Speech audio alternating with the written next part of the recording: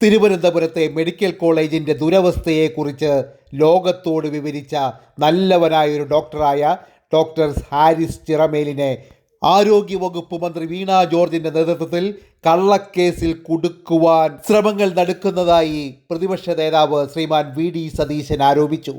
എന്തു വില കൊടുത്തും നല്ലവനായ ഡോക്ടർ ഹാരിസിനെ സംരക്ഷിക്കുമെന്നും പ്രതിപക്ഷ നേതാവ് ശ്രീമാൻ VD സതീശൻ പ്രഖ്യാപിച്ചു. തിരുവനന്തപുരം മെഡിക്കൽ കോളേജിൽ നിന്ന് കാണാതായി ചില സാധനങ്ങളെന്ന് കഴിഞ്ഞ ദിവസം പറഞ്ഞിരുന്നല്ലോ. ഈ പറഞ്ഞ ഉപകരണം ആശുപത്രിയിൽ തന്നെ ഉണ്ടെന്ന് ഇതാ കണ്ടെത്തിയിട്ടുണ്ട്.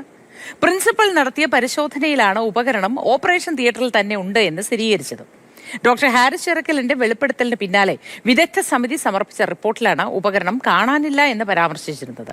ആരോഗ്യരംഗം എന്താണ് എന്ന് വെളിപ്പെടുത്തിയ ഡോക്ടർ ഹാരിസിനെതിരായി ആരോഗ്യമന്ത്രിയുടെ നേതൃത്വത്തിലാണ് ഗൂഢാലോചന. അയാളെ അപകീർത്തിപ്പെടുത്താൻ, അയാളെ അപമാനിക്കാൻ ഇന്നും സൂപ്രണ്ടും പ്രിൻസിപ്പലും കൂടി കേരളം മുഴുവൻ ആദരിക്കുന്ന ആ ഡോക്ടറെ അപകീർത്തിപ്പെടുത്താൻ വേണ്ടി പത്രസമ്മേളനം നടത്തി. ബാക്കിയുള്ള ആരോഗ്യ പ്രവർത്തകരുടെ വായടപ്പിക്കാൻ ആരോഗ്യമന്ത്രിയുടെ നേതൃത്വത്തിൽ നടക്കുന്ന ഗൂഢാലോചനയാണ്. അതിനെ ഞങ്ങൾ ചെറുത്തു തോൽപ്പിക്കും. ഡോക്ടർ ഹാരിസിന്റെ മീതെ ഒരു നുള്ളും മണ്ണുവാരിയിടാൻ കേരളത്തിലെ പ്രതിപക്ഷം സമ്മതിക്കില്ല. അദ്ദേഹത്തെ ഞങ്ങൾ പ്രൊട്ടക്ട് ചെയ്യും. ആരോഗ്യ കേരളം വെന്റിലേറ്ററിലാണ് എന്നുള്ള ദുഃഖകരമായ വെളിപ്പെടുത്തലാണ് അദ്ദേഹം നടത്തിയത്. മുന്നറിയിപ്പാണ്. ₹1 കൈക്കൂലി വാങ്ങിക്കാത്ത ഒരാളെ കുറിച്ച്, രോഗികൾക്ക് വേണ്ടി എന്തും ചെയ്യാൻ മടിക്കാത്ത, എന്ത് വേണമെങ്കിലും അവർക്ക് വേണ്ടി ചെയ്യാൻ ശ്രമിക്കുന്ന ഒരാളെ കുറിച്ച്, രോഗികൾക്ക് വേണ്ടി ജീവിക്കുന്ന ഒരാളെ കുറിച്ച്, ഒരു ബൈക്കിൽ മെഡിക്കൽ കോളേജിൽ എത്തുന്ന ഒരാളെ കുറിച്ച് ആണ് മോഷണക്കുറ്റത്തിൽ പ്രതിയാക്കി വേട്ടയാടാൻ ശ്രമിച്ചത്. കഫീൽ ഖാനെ BJP സർക്കാർ വേട്ടയാടിയതിനേക്കാൾ ക്രൂരമായിട്ടാണ് ഡോക്ടർ ഹാരിസിനെ ആരോഗ്യമന്ത്രിയുടെ നേതൃത്വത്തിൽ ഈ വേട്ടയാടുന്നത്. ഗൂഢാലോചന നടത്തി വേട്ടയാടുക.